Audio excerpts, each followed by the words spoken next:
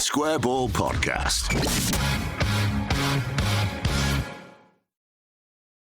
Hello, welcome to the show, brought to you with West Yorkshire Electrical. Wires, roofs, they do the lot. wyelectrical.co.uk for details. Fully accredited electrician. If he's got wires in it, they'll work with it. They've got their own team of roofers now because they specialise in renewables, so they can do your solar panels, your battery storage, your EV charger, all that stuff. Their own team of roofers means that they can look after your roof as well once they've put your solar panels on. And they also do roofing work quite separate to solar panels as well, so look them up. wyelectrical.co.uk for details on your socials as well. Phil, hey. Hello. We are recording. It's 5 p.m. on Saturday. We've got together. You've popped in on the way back from Huddersfield, and we've just witnessed a last-minute winner for Southampton on another day of Championship pandemonium. Really, I mean, like, yes, I have been sat here watching you go. Yes, get in. Oh fuck, bollocks. Yeah, back and forward. You needed You needed a good roof in Huddersfield today. The weather was minging. Yeah. Speaking of minging, there was that first half as well. It wasn't great, was it? I mean, today's not been a great day for Leeds, but it's a fairly disastrous day for Leicester, losing at home to QPR, because the results, as we know, 3-4, Birmingham, Southampton. Leicester losing 2-1 at home to QPR off just 2 shots on target, and Ipswich winning at Plymouth. It's asking questions of Leicester, which I think they would have hoped that they weren't going to get asked at this stage. It wasn't that they played badly at Elland Road, but they still lost the game, and it kind of made a title race of a title race that could have been over had they won that, and then this reels them back in. I mean, it helps obviously that Leeds have dropped points away at Huddersfield today. Southampton nicking that goal, they really needed that. That gets them back in it, and Ipswich just keep hanging in, don't they? I mean, you've been talking. We just will not go away at Ipswich. Yeah, you've been talking in recent weeks about Southampton being the threat to the top 2, but Ipswich, they're not defying the odds necessarily, but defying the parachute payments, if that's the way you want to look at it. Definitely doing that. Yeah, I mean, they are the one club who are kind of bucking the trend of what's going on at the top of the league, and potentially the picture of, your 3 promoted clubs getting relegated from the Premier League, your 3 relegated clubs getting promoted from the Championship, and a scenario that you wouldn't want to develop as a kind of long-term reality of both divisions. Otherwise, they become rather pointless. But Ipswich have had that ropey period around about Christmas. I did say, and I must sort of caveat this by saying I did wonder if Ipswich was starting to fall away and if the pace was getting to them. But I did say a few times that they had difficult games through that spell, a lot of them that seemed to group together. And that little spell where they routed Millwall, and then I think one away at Swansea were just the right results at the right time for them. Plymouth away is a tricky game, I think, tricky fixture. Good for them to have taken 3 points out of that. For Leeds, you're right, it's not a great afternoon, and it wasn't a great game at Huddersfield. And I suppose is the kind of swinging psychology. I was talking a few weeks back about Southampton, that they'd gone on this run of form which was the best for 100-odd years, and were still finding themselves in third place. And you almost have the same with Leeds now. A goal away from a record run of league wins today, and literally the flick of the post when Somerville hit it in the second half. But still they are a couple of points behind Ipswich, which just goes to show how good a division it is actually at the top, and how competitive this race is. Should Leeds have won that one on Saturday? I feel like we should have done, given the way that the events unfolded. I think so. The game would have been very different had Somerville or Kamara taken advantage of that move in the earliest minutes of the game, which was probably actually Leeds' most fluid attacking passage of play. Somerville seemed, from where I was sitting, to have a lot of the net to aim for, and I think if he goes back post rather than trying to go back towards the near post, he probably gives Nichols less of a chance to say that. And Farkas said afterwards, 1-0 at that stage is very, very different. And I think forces Huddersfield to think about the tactics that they were going to employ. It was massively robust. I mean, Johnny Cooper from Opta tweeted in the first half to say ball in play 22 minutes out of the 45. 54, wasn't it? Well, that's the thing. It was 54 because there was so much injury time, and it really felt like that. It felt stop-start in a way which is actually quite unusual. You do get games that get broken up by a lot of fouls and by the referee intervening, but that was absolutely constant. And because of it, there was no flow, there was no rhythm. It definitely didn't suit Leeds to have a first half like that at all. It's kind of the nadir, really. The ball being out of play or the game being stopped so much. But I suppose you could say that Leicester tried to beat Leeds via a more cultured approach at Elland Road, went very close, but didn't make it happen. Huddersfield took an alternative tack, and you can understand why. You know, they're in trouble at the bottom. They're under pressure. It doesn't make a lot of sense, given the disparity between Leeds and most clubs in the division, to try and mimic Leeds' tactics and beat them at it. So I understood the approach. I think it had a red card all over it from the early stages, and it wasn't a surprise that Jonathan Hogg got it. And actually, Brighton writer was saying afterwards that Hogg apologised to the dressing room, because that was at the point where the game plan had actually just taken hold and had done the trick. You know, he kind of swung the balance again. And I know Farke did say in his press conference, I was a bit worried when Hogg got sent off, because I thought they would then just pack in and that would make it even more difficult. But it did mean that Leeds had the run of things in the second half. Yeah, they'd made it a little bit uncomfortable, hadn't they? And we said on the match ball, like, we've got no complaints from a fan's point of view at their approach. No, not at all. It's the thing that quite often happens in football, which is that when you're a very, very good team, you want everybody to come and play and to have a go, because you know that you'll turn them over if they do that. And when you're struggling or not such a good team or not in great form, you have to be pretty savvy about your tactics. And I think that's why at Elland Road this season we've seen what has felt like the same opposition performance over and over and over again, because it's everybody trying to play the percentages a bit and trying to maximise the chances in games that they know that they're likely to lose anyway. Leicester are one of the very few. I can't really think of anybody else who's come and tried to go punch for punch in quite the same way. And even Leicester were using a lot of counter-attacking in order to do that. So I got it with Huddersfield today. I think it was a good way for them of kind of engaging the crowd, although the first half became such a mess that the atmosphere was sort of lost completely. I mean, I've just been writing piece afterwards, and I was saying if it was snooker, that would have been a re-rack, that first half, because it just felt like it was going nowhere. Yeah, I really like that as an analogy. Yeah. Well, I even got the impression, I don't know, you know, when I think it was Ampadu who got that throw in the first half, and it was over in the sort of left back position, close to the Leeds fans, and where the Huddersfield fans sort of backed onto him over in that corner. And he seemed to just be taking a little bit of time with that as well and trying to slow it down. And I wondered if part of Leeds' game plan might have been actually to try and take this thing out of the crowd a little bit and for them to break it up a wee bit. So you had these two opposing forces, Huddersfield, who were trying to be a bit more industrial, Leeds, who were trying to just take the momentum out of the game from a Huddersfield perspective and keep the emotions in check, which made for this kind of stalemate first half. It's not a bad strategy, actually, but it becomes a problem if you then have long stoppages for players getting treatment, of which there were several, including Somerville after that first tackle by Jonathan Hogg. And so you go from trying to kill the crowd and kill the atmosphere a little bit to actually just the entire game dying a death, temporarily, it has to be said, but because there's no flow to it and none of the players can find any rhythm. I mean, I think defensively, Leeds pretty good today. I thought Rodon and Ampadu were really decent at the back.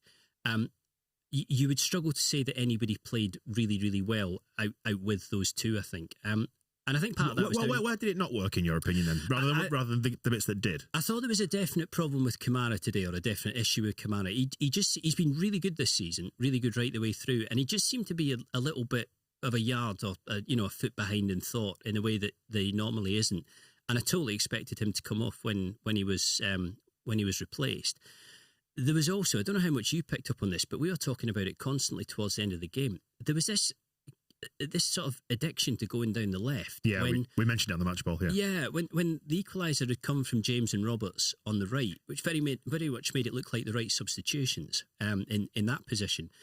When your fresh legs were there, when you have the pace of James and the fresh pace of James, it didn't seem like there was as much willingness to feed that side of the pitch, and it felt like going through the same routine on the left-hand side, which didn't particularly seem to be working. Because they were doubling up on him, we noticed. Yeah. They absolutely were, and they were committing. I mean, we were looking at Roberts over and over again, who was taking up these pockets of massive pockets of space on the edge of the box, but the ball was never coming to him, apart from occasions when it did, but was delivered in a way where he couldn't really do anything with it. He couldn't run onto it. It wasn't giving him space to go into. He was having to check and pick it up.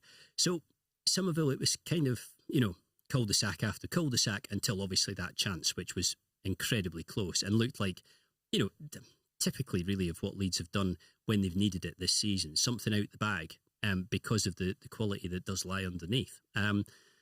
So I think they had enough of the game to win it. I think they had just about enough chances to win it, although I do think the weight of chances they had wasn't really reflective of the fact that they had a full half against a team with 10 men. I reckon Huddersfield will probably feel like they dug in enough to be worth that point. What was the atmosphere like in the stadium? Particularly around the referee. We noticed watching it on the TV that the referee and the officials were coming in for some stick. They got booed off at half time. But actually watching it from a step removed at this distance on the telly, he got most things right, I think. The referee had a pretty good game. I thought he had a good game. It's yet another match where I just thought I would not choose to try and referee in this division, or particularly try and referee a game like that. I mean, there was a lot of frustration around us at the tackle on Somerville, the studs down the back of the leg. The crowd feeling like that was really soft, except when you watched it back. It's a red. It's probably in between, isn't it? You can see occasions where that's given as a yellow. You can see occasions where that's given as a red. But it deserves to be punished. Well, let's put it this way then. I'll ask you this question then, Yeah. Phil. The original tackle on Somerville was a bad one. Yeah, that got Hoggy's first yellow card. That was a hard yellow, wasn't it? Yes, hard yellow is a good way. It was nowhere near the ball, and he did that thing where he was out of control off the ground and he scissored his legs. Yeah. So arguments there that maybe you get the wrong VAR in the Premier League, that becomes a red potentially. So let's call it hard yellow or an amber or a blue even. Yeah. And then the one where he rakes down the back of his leg. Again, you've seen those given as red cards. I mean, in no way am I advocating for VAR. I'd rather not have it. No, I think you've seen them given as yellows as well, if you know what I mean. So that perhaps falls into the same category. There was again, a bit of frustration about the Hogg red card. I thought I was definitely a second booking. I don't think there was any. I mean, have you seen the replays of that? I have. Yeah. Did you see him? Because he took a look through an arm. He's just chinned football. Yeah, he has. So it's a booking. It definitely is. You're already booked. It's a red card. I think Ampadu's reaction to that was absolutely spot on, which was basically, off you go. That is a dismissal. But I think what had happened was that because there'd been you're so diplomatic, Phil. Well, yes, there'd been so many decisions in the game and so many sort of flashpoints that you know how it goes, particularly with a home crowd. They start to get frustrated about everything. He did not get everything right today, the referee, but I thought it was a pretty good performance in what was a very, very hard game to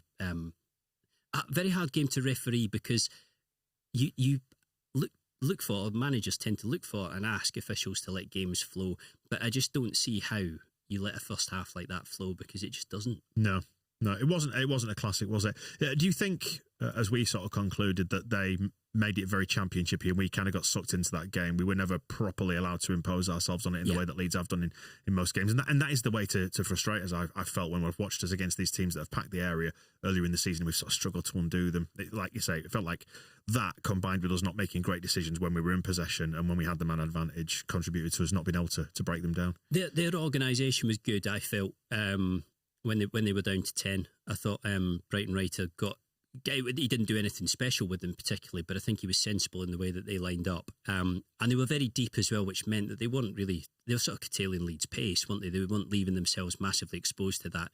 And that was exactly why, Leeds equalised, was because they did let Roberts in. It was a really nice cutback for Bamford and a really easy finish, but, good play by Bamford to put himself in that position. But I think Farke will look back at it and feel that they didn't stretch Huddersfield enough. They didn't go from side to side. They didn't push them on the left, push them on the right. It very much felt like you knew where Leeds were going to go, what they were going to do. It felt in periods like it was basically give it to Somerville and see what he does. Struck me as a bit sloppy and a little bit slow. I think so. But, Farke came quite close to saying afterwards, and I do agree with this, you can't win them all. Barring a rigged competition, you cannot win every game. When we've been chatting about Leeds, where they might go and how it might go at the end of the season, the view I think of all three of us, Michael, you and me, is that you could see them winning every game because they're good enough to win every game individually. But it just never happens in the Championship. And today's probably a perfect example of that. You'd have backed them all ends up to beat Huddersfield. Which is why I should say I feel quite philosophical about it. Yeah, and I think you have to, particularly because Leicester have lost at home to QPR. Southampton have just about got away with it with the 96th minute. Ipswich have won down at Plymouth, but by all accounts, first goal, big deflection, so a little bit of a stroke of luck. We're into that period now, aren't we? Where it's all happening. It is going to swing back and forward.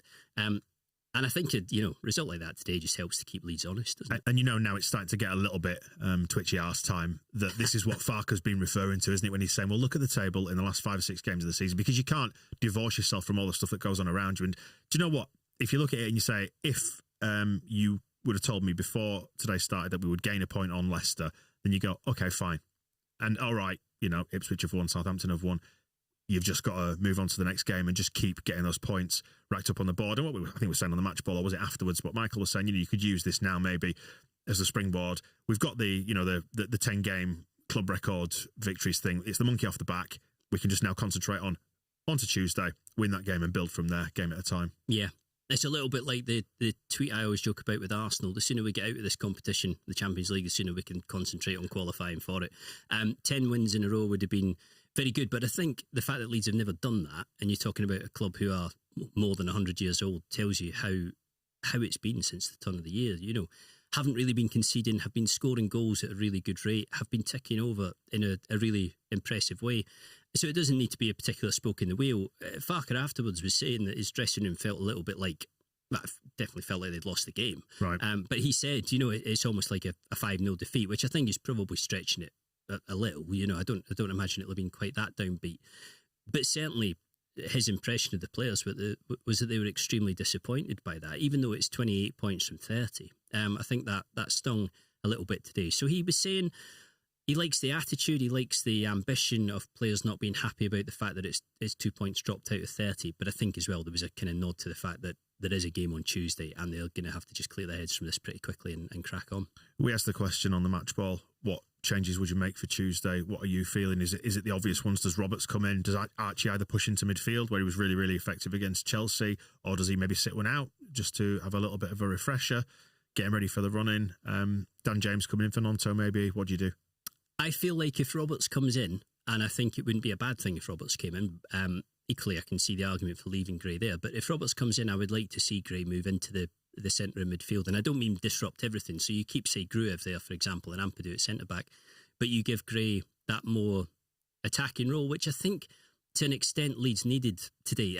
I know it's Pirro on for Kamara, which is not a like-for-like swap in that area, and I don't think Pirro was particularly good when he came on.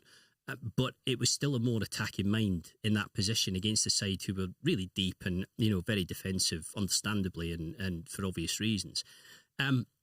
I wonder if Dan James comes back in as well on Tuesday, whether that's a switch that needs to be made. I don't think there's a huge amount actually that needs to be done to the team on the basis of that one game, but he does have a squad, Farker, and this is where you kind of have to use it. It was a tough afternoon for Nonto, I thought, along with Kamara. He is one of the players, actually, is Nonto, just to concentrate on him for a second. He's one of those players who can occasionally get sucked into the emotional side of it, can't he? Like, because he's only young, and for whatever reason, maybe it's just what his character's like.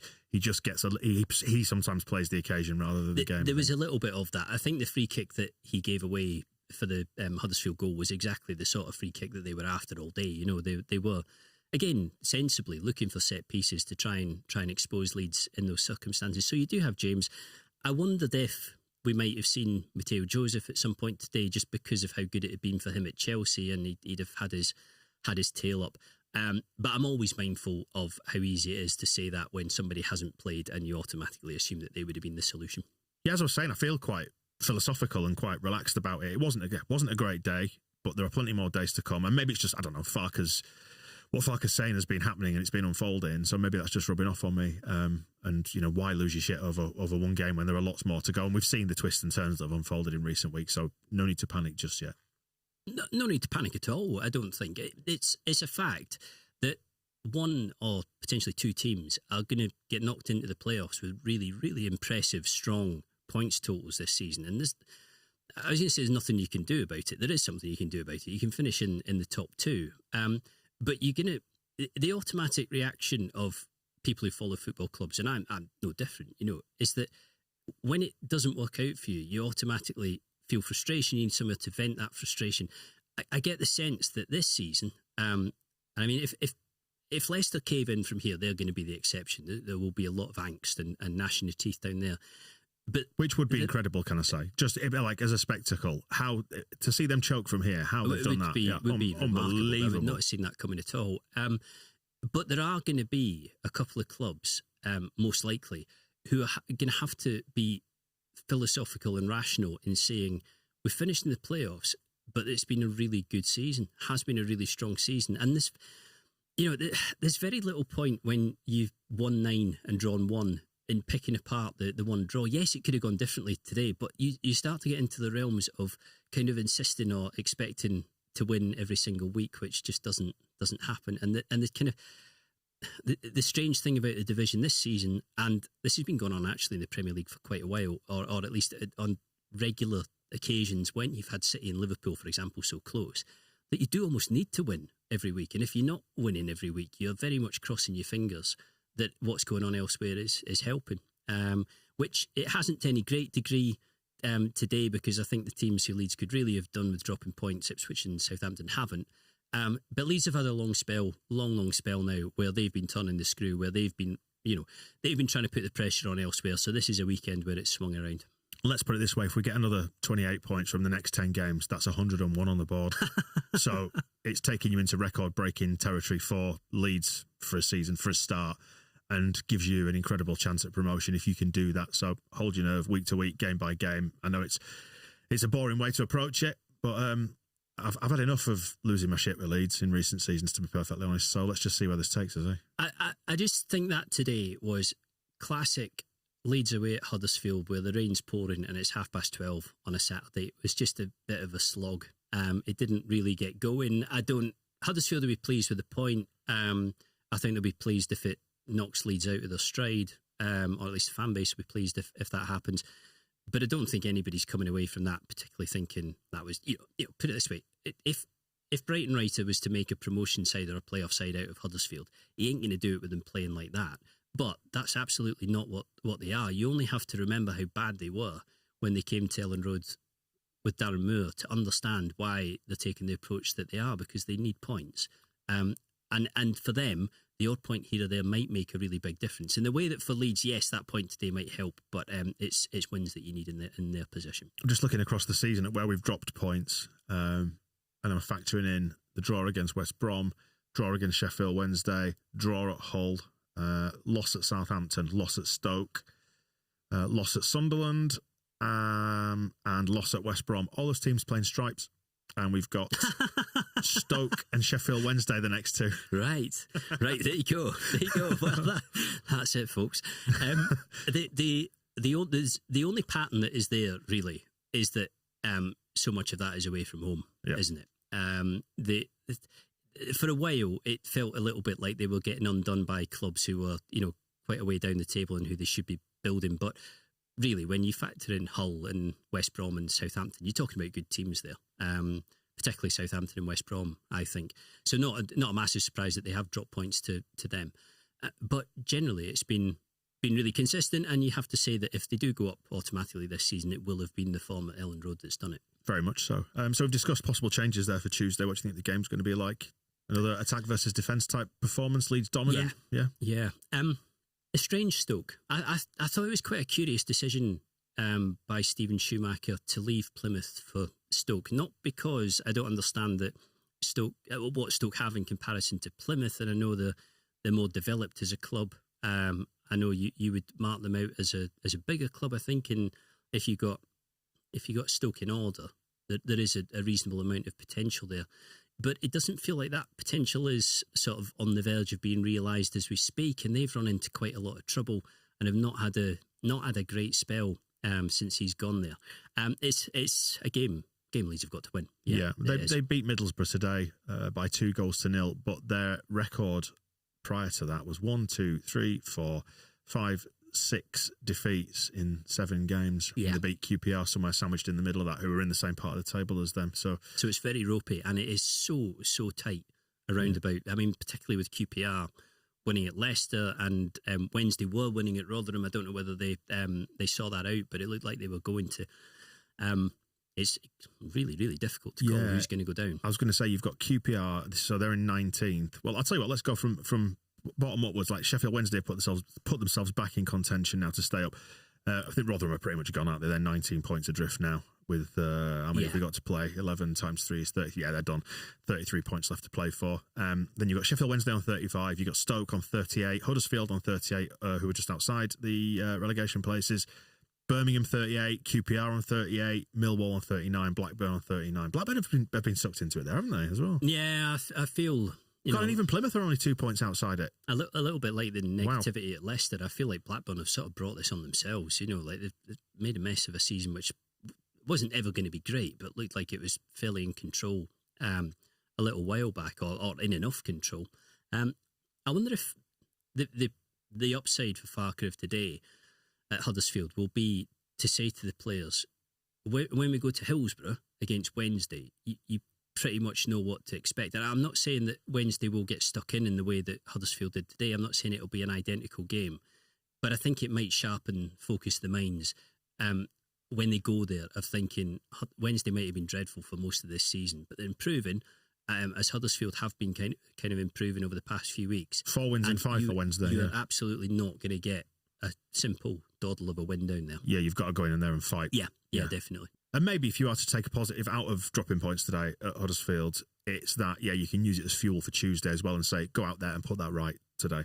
Yeah, which is exactly what they'll try and do. I think Farke can help that by mixing it up a little bit, and I think he will. I think there'll be the odd change. It is interesting with Archie Gray because he was so good against Chelsea in that position, and everybody knows that is his best position, and you do feel like it can't be right back forever for him. And allied to that, the fact that you do have Connor Roberts, who has already won promotion, won the title with Burnley, has already been in the playoffs a couple of times with Swansea, knows his way about this league 10 times over, it counts as a very experienced player in what is quite a young squad.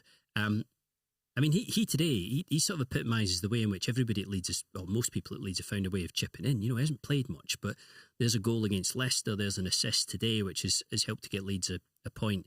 But you do also have that personality aspect of him. And now that it's getting to the sharp end, you can't help feeling that is the sort of thing that you might need to cash in on at some point. Fascinating times, Phil. Fascinating times. Very much so. It's been a really interesting season, and I can only see it getting tighter and more interesting as we go from here. Let's just hope it has a happy ending. That's all I'm asking for. Very much so. It's not much, is it? Very much so. The trouble is, there's so many games and there's so long to go still. You feel as if this is a crunch point now, don't you? But it really isn't. It's 9 weeks. Yeah, it's 9 weeks, but 9 weeks is a lot of ifs and buts and podcasts of if this happens and that happens, it'll all be fine.